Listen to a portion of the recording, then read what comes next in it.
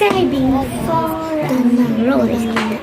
So, hindi ko pa nabibenta yung kahapon. Kaya, naisip ko, tatapusin ko muna itong vlog na to bago ko siya i-end ng tatapusin ko muna hanggang part 3 na paggawa ko ng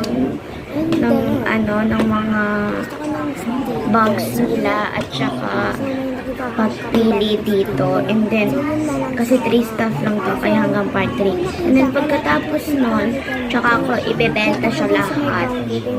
So, mamimili na tayo dito. Open ko na siya. So, ayan.